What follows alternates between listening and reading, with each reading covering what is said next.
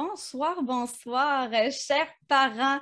Bienvenue à ce rendez-vous éclairant ce soir. On va parler d'un sujet super intéressant, comme à tous les rendez-vous éclairants. On va parler de la santé mentale chez nos enfants, de la résilience, de comment développer finalement les habiletés pour mieux percevoir finalement positivement les petits défis de la vie. Et aujourd'hui, on va discuter de ça avec Isabelle Cormier, qui est auteure et enseignante. Donc, elle a développé divers outils là, pour aider nos enfants. Et j'ai très hâte de discuter avec toi, Isabelle. Merci premièrement d'être avec moi ce soir. De rien, merci beaucoup. Je suis bien au chaud avec ma tisane. C'est une belle soirée. C'est parfait. Alors, mettons-nous à l'aise, mettez-vous à l'aise, chers parents. D'ailleurs, on vous invite à nous saluer lorsque vous arrivez. Si vous avez des questions, des commentaires, n'hésitez pas. Avant d'entamer officiellement ce rendez-vous éclairant, je tiens tout simplement à me présenter. Si toutefois, c'est la première fois que tu me vois, chers parents. Donc, je m'appelle Laurie Boisvert, je suis coach familial, je suis bachelière en psychoéducation et fondatrice de Coaching familial La Lanterne.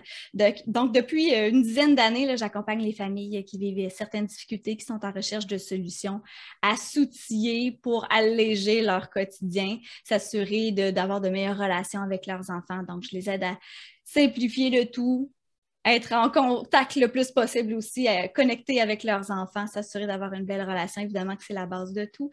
Donc, je les accompagne en ce sens-là. J'offre également du soutien auprès des intervenants 0-12 ans, donc de la formation, du mentorat et des conférences, des ateliers, des webinaires. Je reviens à toi, Isabelle. Donc, depuis plusieurs mois déjà, les enfants vivent beaucoup de chamboulements dans leur quotidien. Ça a toujours été, les enfants ont toujours eu à faire face à certains changements, mais c'est quand même assez phénoménal là, depuis la dernière année. D'où l'importance, je pense, de parler justement de la résilience chez nos enfants, de comment faire attention à leur santé mentale, leur apprendre finalement à prendre soin d'eux. Et tu es une personne tout indiquée finalement pour discuter de ça avec nous ce soir. Et j'ai très hâte de t'entendre vraiment sur ce sujet-là, mais tout d'abord, j'aimerais ça que toi aussi, tu te présentes aux parents qui sont ici avec nous. Donc, toi, tu es enseignante depuis de nombreuses années. Qu'est-ce qui t'a mené finalement à créer des outils, des livres pour les enfants? Ben, merci. Premièrement, un gros merci pour ton invitation. Ça me fait vraiment chaud au cœur. Pour ceux qui trouvent que j'ai un petit accent, c'est parce que je suis native du Nouveau-Brunswick. Donc, je vis à Moncton, au Nouveau-Brunswick. Et oui, je suis enseignante au primaire. Ça va faire 20 ans. J'ai vraiment mon public cible, si tu veux, ça a été beaucoup les maternelles, donc les 4-5 ans. J'ai enseigné pendant 14 ans à ce groupe d'âge-là. Donc, ça m'a permis de vraiment voir un changement, une évolution, si tu veux, chez nos enfants. Au niveau de s'outiller eux-mêmes, puis au niveau aussi d'avoir tout de suite. On peut blâmer ça sur le parenting, mais on peut blâmer ça aussi sur la société, sur les médias sociaux, sur le fait qu'ils ont tout de suite, tout cuit, puis qu'ils veulent de moins en moins attendre. Donc, la patience a ses limites avec les enfants de nos jours. Puis, je voyais vraiment comme une problématique. Par la suite, ça m'est apporté, moi-même, personnellement, j'ai fait une dépression. Donc, j'ai fait un épuisement personnel et professionnel qui m'a apporté à prendre 4 mois de congé. Pendant ces 4 mois-là, j'ai fait beaucoup d'introspection, beaucoup de cheminement personnel, beaucoup de lecture. J'ai été chercher des ressources. J'ai toujours été quelqu'un qui osait parler des choses qui étaient tabous. Donc, déjà, j'avais une capacité, si tu veux, à aller chercher de l'aide. J'avais pas peur de ça. Donc, quand je suis revenue dans mon milieu de travail, j'avais beaucoup travaillé sur mon mindset. Un mindset qui est positif, négatif, mais agréable, désagréable. Comment on peut voir les choses toujours de 2 façons dans la vie. Puis, je me suis dit, j'aimerais ça, enseigner ça à mes élèves, à mes tout-petits. Puis, je me suis vue être à la recherche justement des outils comme ça qui me collaient, pour un groupe de bas âge, là, 4-5 ans, vraiment primaire, là. Puis, je trouvais rien, soit que c'était un peu plus vieux, soit que c'était vraiment trop cher, ou soit que le guide pédagogique était comme ça d'épais, ou c'est en anglais. Donc, je me suis dit, sais-tu quoi? J'ai toujours voulu créer quelque chose. Je suis quelqu'un qui est très créative. Donc, je me suis dit, je vais en faire un. Je vais en créer un. Puis là est venue l'idée derrière ça, si tu veux. Puis c'est quand même un processus de 2 ans, je te dirais, avec beaucoup d'essais-erreurs, puis des belles découvertes, beaucoup d'images, beaucoup d'idées venant justement de mes petits élèves qui m'ont aidé un peu à cheminer vers le livre qui est Ah devenu oui. aujourd'hui, Fait oui. qu'ils ont été consultés là, au fil de la création. Mais sans le savoir. OK. Donc, c'était des petits cobayes. C'est exactement, oui. Mais c'est que ça prouve que ça fonctionne parce que je l'ai testé. Tu sais, qu'est-ce que je veux dire? C'est pas quelqu'un qui est jamais en salle de classe, qui a juste donné ça à quelqu'un puis essaye ça. Non, non, c'est parce que je l'ai testé, je l'ai changé. J'ai posé les questions. Est-ce que vous aimez ça? Est-ce que ça, c'est mieux?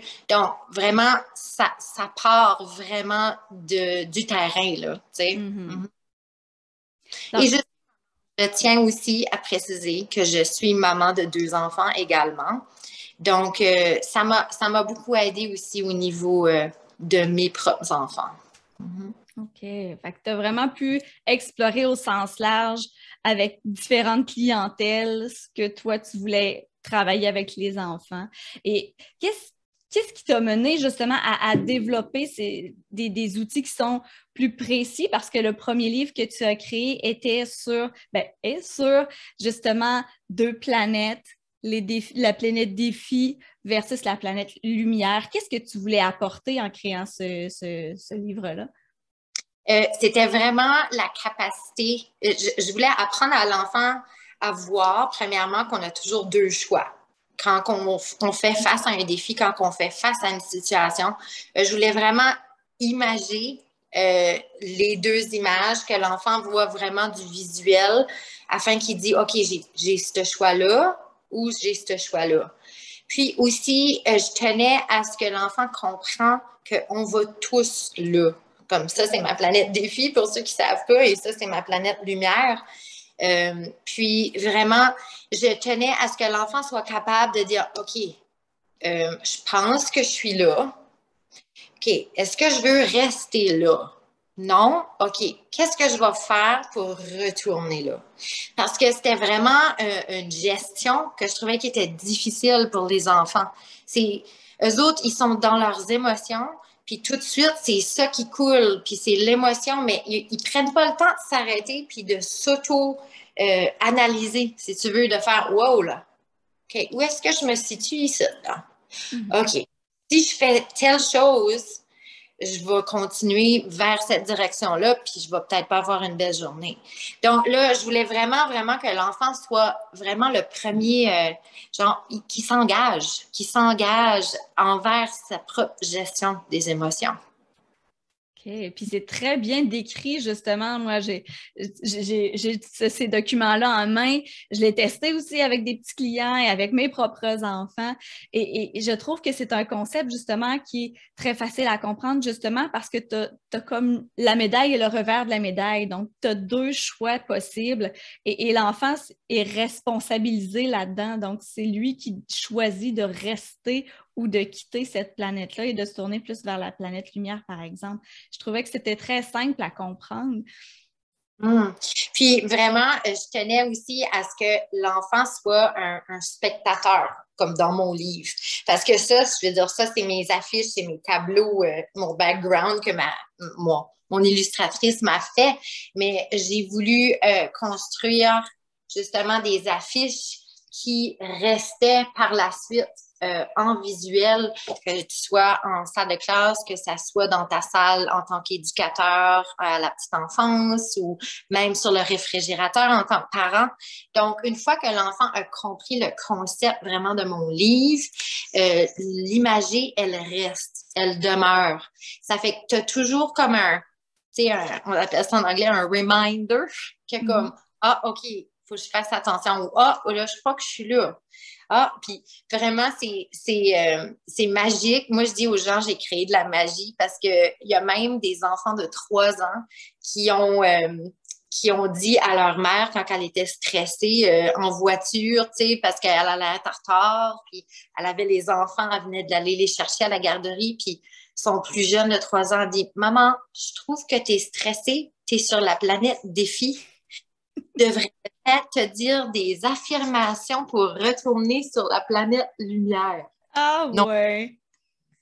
C'est 3 ans. Donc, s'il a compris puis il est capable d'expliquer, c'est parce qu'il l'a compris pour lui, là, tu sais.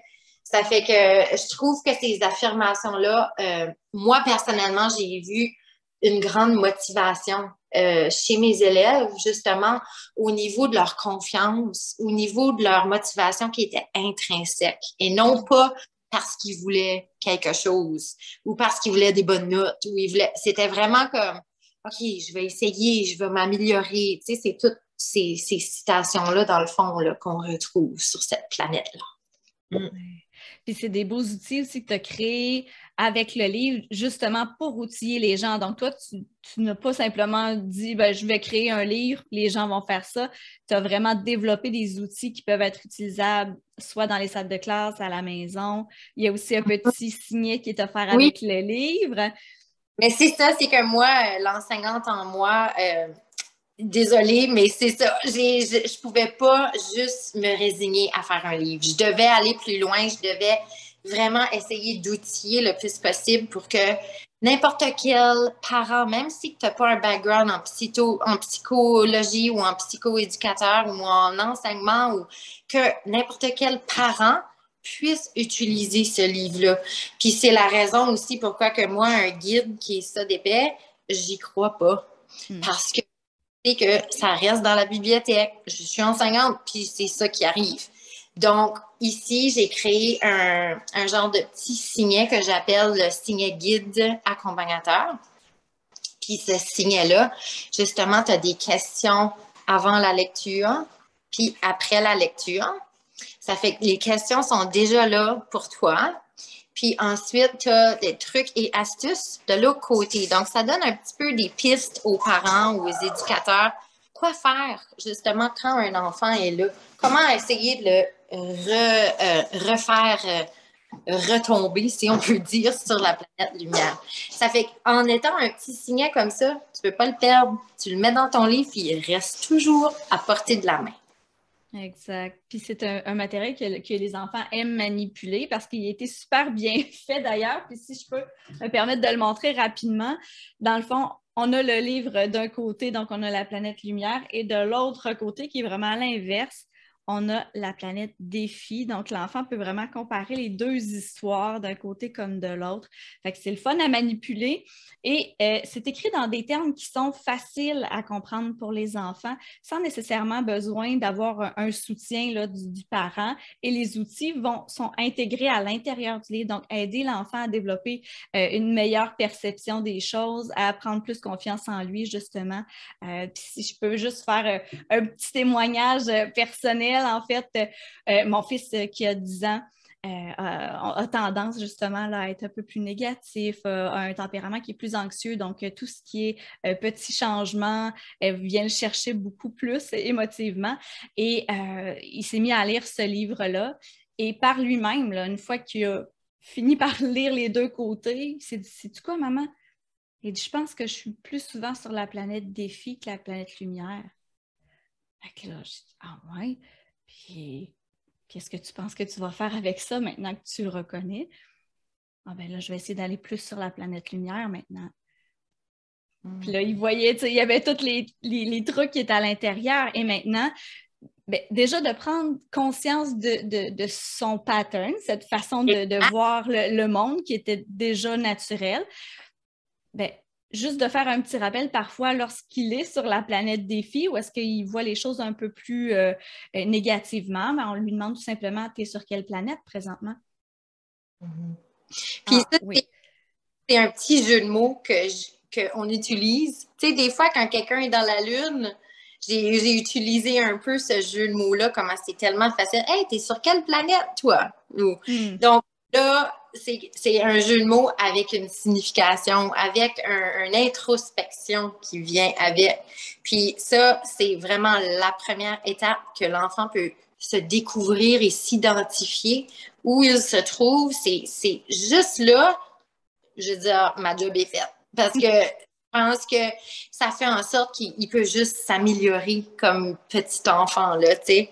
Mais souvent, on voit ça quand on le lit. Je sais que j'ai eu des témoignages, mettons qu'on le lit à un grand groupe. Souvent, les enfants qui ont des problématiques ou qui ont, genre, des comportements assez difficiles dans une salle de classe, quand on va lire le côté La planète défi, on va voir des réactions chez ces enfants-là parce que ça vient les chercher parce qu'ils s'identifient à ça puis ils n'aiment pas ça parce que comme pour une fois, il y a quelqu'un qui leur dit là, hey, c'est ça là, c'est ça qu'on voit ça là, tu sais. Fait qu'ils n'aiment pas ça. Puis là, ben après ça, ben avec le truc de comment vivre le même défi, mais vraiment de le voir de différentes façons et de le vivre de différentes façons, mais là, ils peuvent s'améliorer. Mais ça a débloqué beaucoup de choses chez certains élèves, il faut que je dise, là.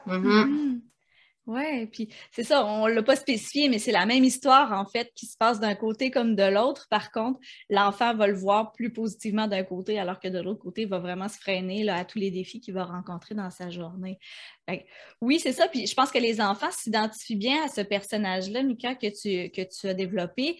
Et je tiens à donner une petite mention particulière, justement, à Mika, qui est un personnage qui est non-genré.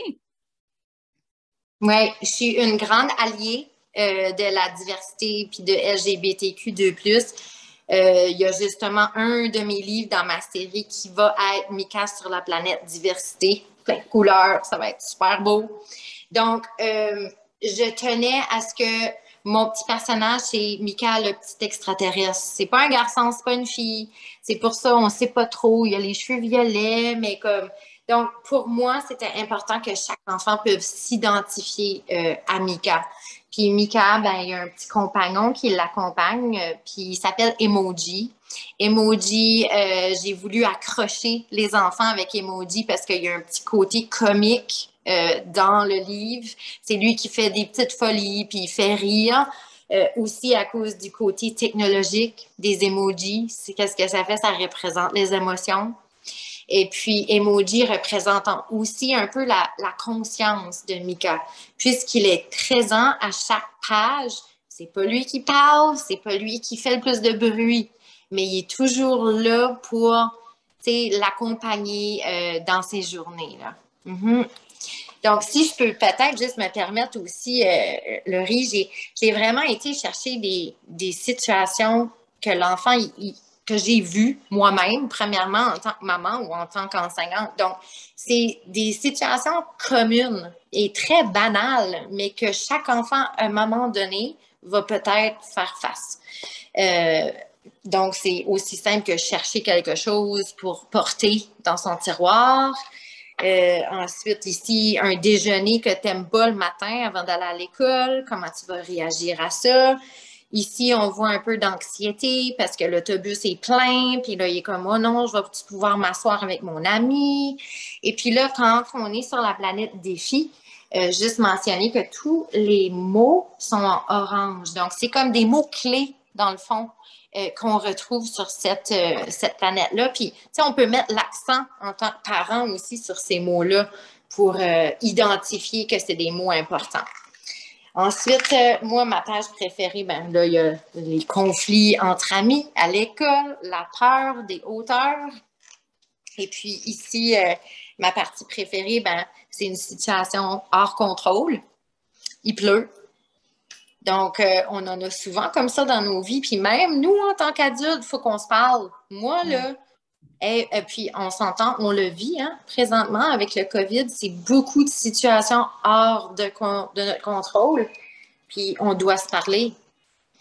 OK, qu'est-ce qu'on fait avec ça? Ouais. Puis ici, ben, c'est des sports. Donc, il y a plusieurs enfants qui font des cours de natation ou des cours de patin ou, tu sais, qui font une activité quelconque pour la première fois, puis ils sont vraiment dans l'inconnu, ils sont vraiment anxieux. Ça fait qu'ici, ben, ils décident de se parler, puis ils disent, oui, c'est vrai, je suis pas très douée, ben, je vais tomber, puis je vais me relever, puis c'est correct, je vais apprendre, puis je vais pas abandonner. Mais ensuite, il fait une rétroaction, puis oui, il y a une belle journée.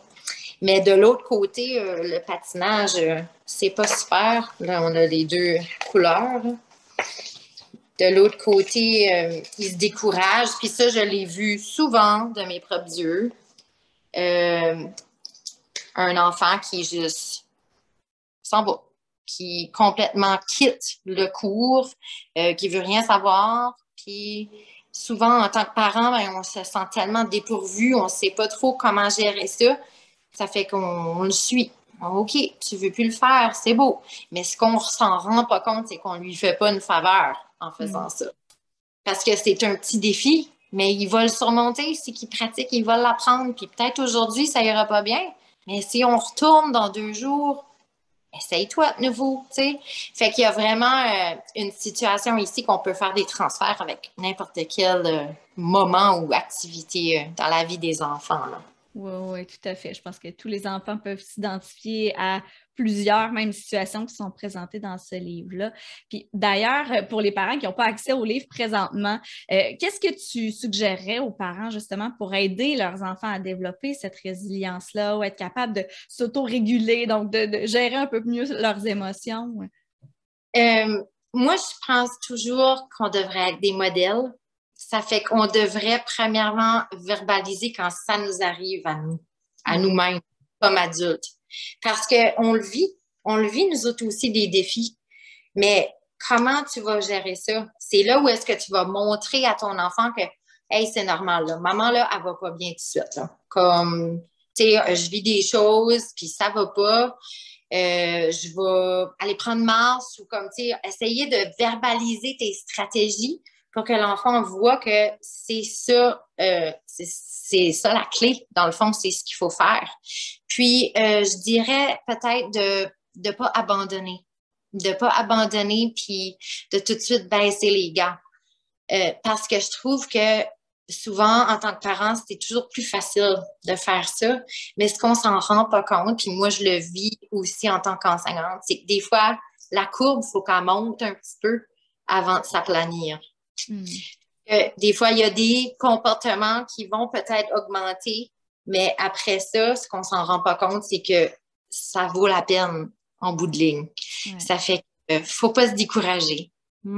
Exact. Donc, être des modèles, puis persévérer finalement dans les apprentissages qu'on veut leur inculquer, veut pas, ça va faire une belle différence. Et toi, étant dans le milieu scolaire, tu vois justement l'évolution des élèves, tu as vu à travers les années. Présentement, quels sont les défis des enfants dans le milieu scolaire? Je vois beaucoup de pression.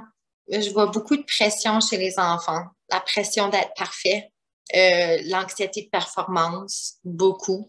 De être bon à ceci, être bon au hockey. T'es bon au hockey si tu fais des buts. Tu sais, comme avoir comme une certaine image de qu'est-ce qui est la perfection, dans le fond. Puis, je trouve que les enfants, justement, se comparent beaucoup aussi. Mais je veux dire, ça, c'est les médias sociaux, c'est comme, tu sais, il y a beaucoup de choses qui rentrent en jeu avec ça. Mais je te dirais, ils se donnent souvent des objectifs qui sont peut-être pas réalistes. Je sais pas si tu comprends. Puis, comme mon autre outil que j'ai créé, justement, aide beaucoup à ça parce que c'est le journal Émotion. Puis, le journal, il a beaucoup aidé justement à réaliser comme tu te donnes un objectif, mais après ça, à la fin de la journée, comme c'est divisé en 2 parties, il faut que tu coches est-ce que j'ai réussi mon objectif, oui ou non, et est-ce que je suis fière de moi. Puis c'est incroyable le nombre d'élèves au jour d'aujourd'hui que s'ils réussissent pas leur objectif, automatiquement, ils sont pas fiers d'eux, automatiquement, planète défi. Puis ça m'a vraiment fait réaliser comme, aïe, aïe, aïe, la pression qu'ils se mettent sur eux, c'est malade. Comme ça m'a vraiment fait de la peine quand j'ai découvert que la majorité de mes élèves pensaient comme ça. Donc, on a venu avoir des belles discussions sur, tu sais, ton objectif, là, ben, peut-être que c'est un grand, grand objectif, ça va te prendre, tu sais, peut-être la semaine à l'atteindre, mais ça veut pas dire que tu n'as pas fait un petit pas vers l'avant, que tu n'as pas fait un effort. Puis si c'est le cas, es-tu pas fière de toi? Ben oui. Donc, ça devrait pas nécessairement coïncider. Puis c'est tellement important pour l'enfant de se valoriser, même si il vit des échecs. Parce que si on se valorise pas, tout va changer. Comme notre tête, elle est tellement importante. Puis on se parle. Tu sais, si on parle bien aux autres, ben, il faut qu'on se parle bien à nous aussi. Puis c'est ça vraiment le but derrière tous mes outils aussi. Ouais. Puis j'aime aussi cet aspect-là, justement, dans le livre Journal le journal Émotions, où est-ce que l'enfant, on va remettre en perspective finalement comment dire, la réussite ou pas de sa journée. Je pense que de leur inculquer ce travail-là, de s'auto-évaluer, d'apprendre finalement que les plus petits pas possibles vont nous mener quand même à quelque chose de satisfaisant. Puis effectivement, ça aussi, je l'ai remarqué chez mes petits clients, on se donne des objectifs qui sont très grands, passer des journées complètes, par exemple, pour des enfants qui vivent certains défis. Et là, de s'attendre à ce que toute la journée, l'enfant fonctionne bien, qu'il n'y ait pas de petits accrochages et tout, bien, c'est certain qu'à chaque fois qu'il l'échappe, bien, ça vient jouer sur son estime personnelle. Et là, bien, plus l'estime personnelle diminue, plus on vit des difficultés, plus ça risque d'être compliqué pour lui. Donc, cet outil-là, je trouve que c'est pertinent pour en particulier ces enfants-là, c'est bon pour tous les enfants, mais particulièrement pour ceux qui ont tendance à avoir l'aspect négatif ou à avoir des défis au quotidien et de travailler un petit peu plus sur leur estime de soi. C'est super bien. Et ce que tu n'as pas mentionné, c'est qu'il y a un aspect aussi gratitude dans ce cahier-là. Puis ça aussi, c'est important pour toi de le mettre dans ce journal-là? Très important. Moi-même, une des choses que j'ai fait pendant ma dépression, c'était un journal de gratitude. Puis mon journal de gratitude m'a vraiment permis d'aller cibler les petits événements importants dans ma vie, puis d'aller m'alimenter, si tu veux, de ces choses-là, et non pas que ça soit juste du matériel. Donc, quand j'ai commencé ça, justement, avec mes petits amis, c'était pas évident parce que c'est beaucoup, beaucoup ciblé vers le matériel. Puis, c'était l'année dernière, on était en pleine pandémie, puis, tu sais, je disais, essaye de comme, tu sais, d'aller chercher d'autres petits éléments. Comme exemple, regarde, nous, là, ici, on est dans la phase verte. On n'a pas besoin de porter de masque à l'école, tu sais. Oh, wow, ça, c'est une gratitude, tu sais. Avoir un bon déjeuner le matin, c'est une gratitude. Puis là, plus qu'on en parlait, plus qu'on ciblait, si tu veux, on partageait nos idées, c'est devenu de plus en plus ciblé vers des petites choses, vers des petits comportements que d'autres allaient faire envers eux. Genre, une amie m'a ouvert une porte. Ben, comme, l'enfant n'aurait jamais remarqué ça avant. Mais là, il voyait ça comme une gratitude. Ça fait que c'était vraiment des belles, belles découvertes à faire. Il y a aussi beaucoup de parents qui m'ont mentionné que quand tu le fais, comme il y a une maman, elle me partageait l'autre jour qu'elle le fait avec son enfant. Fait que lui, il fait cette partie-là parce qu'il n'y a pas de date. Hein, ça fait que la page à maman, la page à Gaston. Puis après ça, le soir, tu te fais une petite rencontre, puis là, tu fais ton déroulement de ta journée pour la deuxième partie du journal. Puis, elle avait remarqué que une chose qu'elle avait trouvée, en tout cas, difficile, c'était l'école. Mais comme, tu sais, c'était quelqu'un qui parlait presque pas de l'école. Elle pensait que ça allait bien, mais ça a débloqué qu'elle se faisait intimider. Hmm. Cette discussion-là a eu lieu grâce à la planète défi qu'elle avait coloriée, puis sa mère a demandé pourquoi. Donc, tu sais, c'est vraiment des belles pistes, si tu veux, pour avoir des discussions avec ton enfant. Oui, clairement que c'est un outil de communication puis qu'on devrait tous utiliser ou à tout le moins de prendre le temps. Et le moment pré-dodo, c'est toujours une bonne période aussi pour ouvrir sur comment ça s'est passé dans ta journée, comment est-ce que tu as trouvé ça, qu'est-ce que tu as apprécié dans ta journée. Et on dirait que les enfants s'ouvrent plus facilement à ces moments-là parce qu'il y a comme plus d'étapes qui suivent et on est vraiment dans la connexion avec notre enfant. Et clairement que parfois, oui, il y a des petites situations qui vont ressortir, puis on n'aurait pas eu l'information si on l'avait posé cette question-là à un autre moment. Et d'utiliser l'outil, on dirait que ça vient un peu... on ne va pas être nécessairement dirigé directement sur l'enfant et de dire comment ça s'est passé, dis-moi qu'est-ce qu'il y en est. Non, on va passer par l'outil. C'est plus facile, on dirait. On est détaché peut-être plus émotivement aussi de la situation, puis ça nous permet d'avoir des pistes de ce qui s'est passé pour nos enfants. C'est la même chose avec des situations comme ça. Tu peux tellement te détacher et dire hey, te souviens-tu dans le livre, là, quand Mika. Fait que l'enfant, lui, il est comme un spectateur. Ouais. Fait que c'est il est comme pas nécessairement jugé ou visé directement. C'est comme ah oui, Mika avait fait ça. OK, moi, je vais faire ça aussi. Tu sais? Fait que c'est vraiment ça, ma magie. Quand que je dis c'est de la magie, c'est ça. C'est que l'enfant est capable de vraiment reconnaître les comportements, genre. Ouais. Mais je tiens à mentionner que je fais ma première conférence parce que oui, je suis enseignante, je suis auteure, mais là, j'ajoute un onglet animation et conférence. Et je fais ma première conférence dans une semaine au Salon du Livre ici à Moncton, donc devant un groupe de parents, puis je vais parler de mon outil, puis de la nécessité de développer la résilience, la gestion des émotions pour les enfants. Wow! Hey, félicitations! Puis tu faisais déjà, je pense, de l'animation de ton livre aussi. Oui, j'ai un atelier. L'animation, ça va être plus s'il y a des classes spécifiques qui veulent que j'aille faire une animation, comme mon petit ami ici, là, Emoji, là. Ouais. Ça fait marionnette, ça fait je la porte avec moi, puis là, je lis mon livre, puis je fais l'atelier avec le groupe classe ou le groupe de garderie. Mais c'est ça, mon atelier, il est offert gratuitement en ligne sur mon site Internet, oui.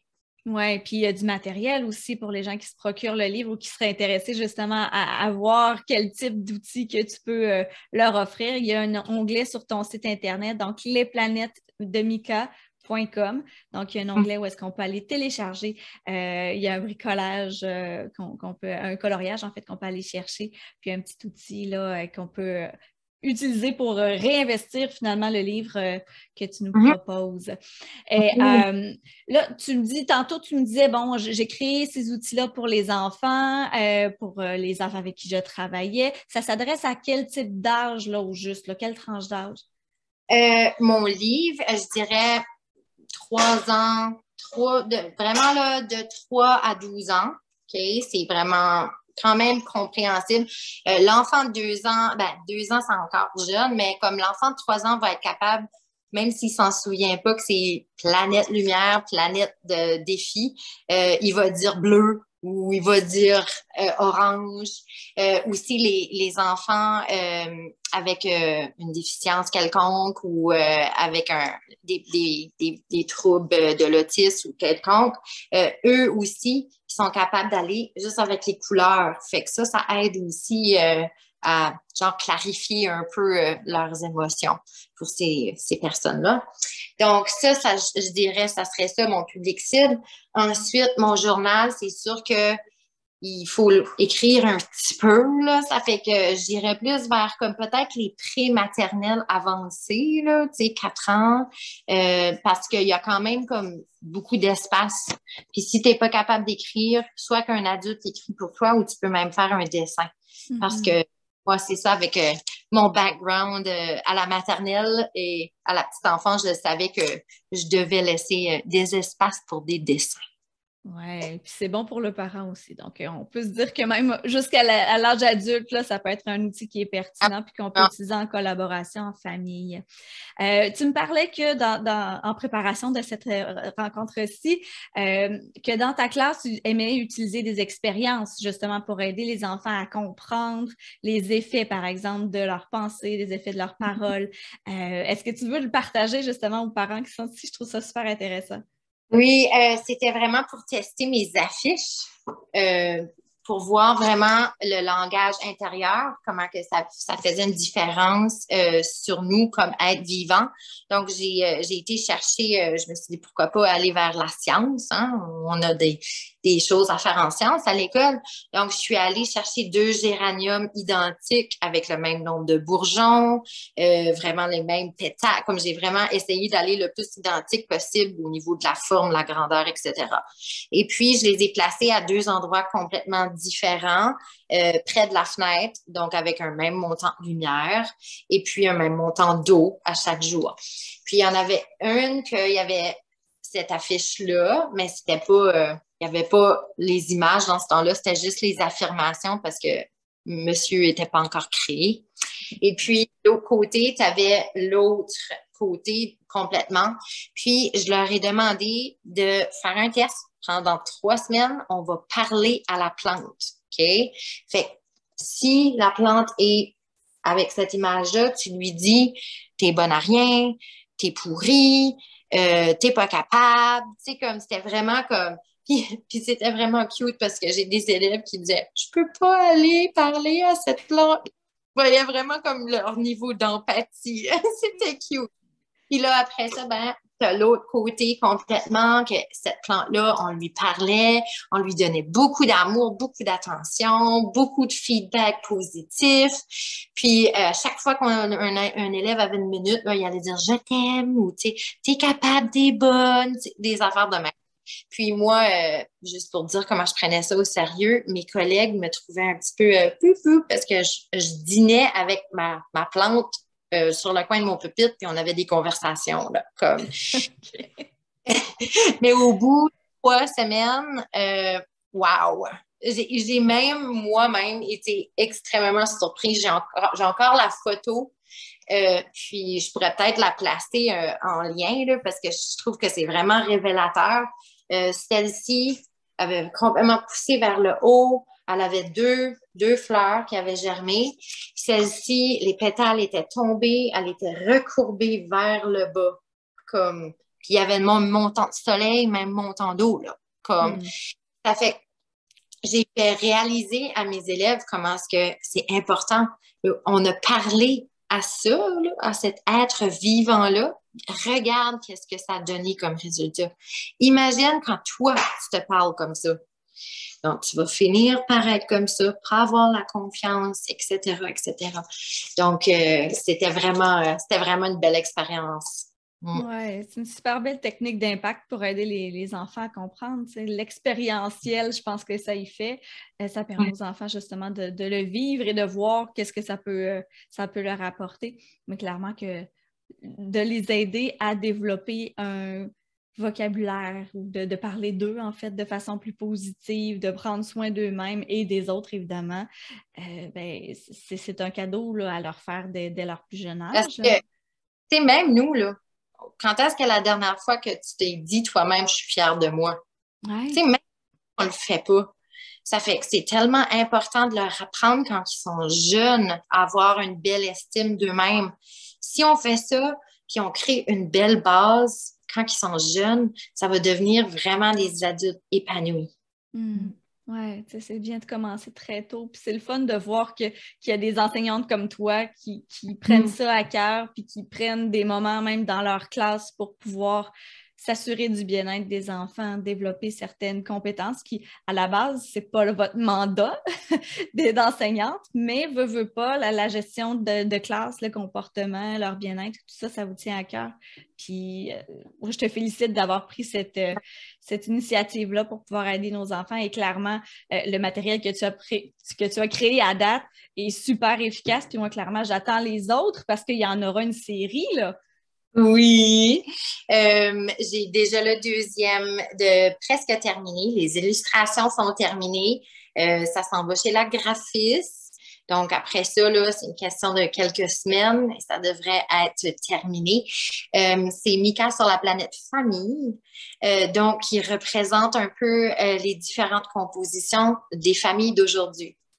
Donc, je trouve que c'est pas quelque chose qu'on parle beaucoup, des familles recomposées, des familles d'accueil, des familles adoptives, des familles multigénérationnelles, il y en a de plus en plus, multiethniques, famille nucléaire, famille monoparentale, famille homoparentale. Fait que c'est tout sur mon affiche, justement, c'est une panoplie de personnages avec les mots, justement, pour que les enfants apprennent ces beaux mots-là, puis qu'ils peuvent s'identifier. Hey, moi, là, j'ai une famille comme ça. Hey, moi, j'ai une famille comme ça. Parce que, tu sais, on ne se le cachera pas, des familles homoparentales, il y en a de plus en plus, mais un enfant qui se retrouve d'une salle de classe ou avec beaucoup de compagnons puis qu'ils ne s'identifient pas à ça, c'est difficile pour eux. Donc là, d'aller voir que comme, hey, c'est correct. Puis vraiment, dans le fin fond, ce que je veux faire réaliser, puis dans mes livres, je mets toujours des petites citations à la fin de chacun de mes livres. Puis c'est ça, dans celui-là, j'ai écrit ici que sur la planète Lumière, on y retrouve des outils pour mettre du bonheur dans nos vies. Puis l'autre côté, c'était juste pour faire réaliser comment la planète-là, elle est quand même importante. La planète défi est importante. Nous avons besoin d'y mettre les pieds de temps à autre afin d'apprendre et de grandir. L'important, c'est de savoir comment retomber à nouveau sur la planète Lumière. Puis dans mon prochain, ben c'est la réalisation, dans le fond, que une famille, c'est d'abord avant tout l'amour, l'appartenance, puis le sentiment de bien-être. Oh, c'est beau. C'est un bel apprentissage pour les enfants, puis c'est de la sensibilisation à l'ouverture finalement à la différence, des trucs que les enfants, étant tout petits, n'ont pas connus, étant dans leur propre milieu familial, de pouvoir comparer puis de voir que c'est tout à fait correct d'être différent de lui. Donc, vraiment, dans le fond, c'est un peu comme ma série de livres. Je veux que ça soit des outils pour aider les gens à parler des choses difficiles de la vie, des sujets tabous qu'on ne sait pas trop comment en parler. Puis, d'où vient justement mon troisième livre, que je pense que j'ai pris la décision de me réenligner d'une situation personnelle. C'est ça. Je vis un deuil présentement. Donc, je pense que je vais plutôt aller dans la direction de Mika sur la planète départ, que ça va s'appeler, parce que je veux que chaque enfant réalise qu'un deuil, c'est pas nécessairement juste une mortalité, ça peut être un déménagement, ça peut être, dans le fond, c'est une perte de quelque chose qui crée un vide. Donc, je pense que si je m'alimente sur ce livre-là, présentement, ça va peut-être m'aider, moi aussi, à mieux gérer ça. À mieux vivre ton propre deuil et de passer de la planète défi à la planète lumière. Ouais. Et je pense que c'est une bonne façon de voir les choses, dans le sens que quand tu vis une situation difficile, tu peux en sortir du bon. Parce que c'est ce que j'ai fait avec ma dépression, puis c'est ce que j'ai fait avec mon livre de famille, avec ma séparation, puis là maintenant. Donc, c'est ça. Ouais, d'où la force de pouvoir réutiliser ce que tu vis pour pouvoir en faire profiter aux autres. C'est vraiment généreux finalement de ta part de pouvoir en faire du matériel pédagogique pour les familles, pour les enfants. Évidemment que tout le monde va en bénéficier. C'est mon souhait le plus cher, qu'il y ait le plus possible de gens qui en bénéficient parce que vraiment, tout ce qu'on veut, c'est le bien pour nos enfants. Puis imagine si qu'on peut tous se mettre ensemble puis créer un monde meilleur avec une génération outillée pour le monde de demain. Oui, je le sens cette tendance-là et j'espère que les parents qui étaient ici avec nous ce soir et ceux qui pourront nous réécouter justement en replay ou sur YouTube vont embarquer dans cette mouvance-là, donc de travailler en amont pour pouvoir aider les enfants à développer ce dont ils auront besoin pour être des adultes épanouis et même des enfants épanouis, évidemment, sur tout ce chemin-là, mais évidemment qu'il faut passer par la base, puis ça part par nous, les parents.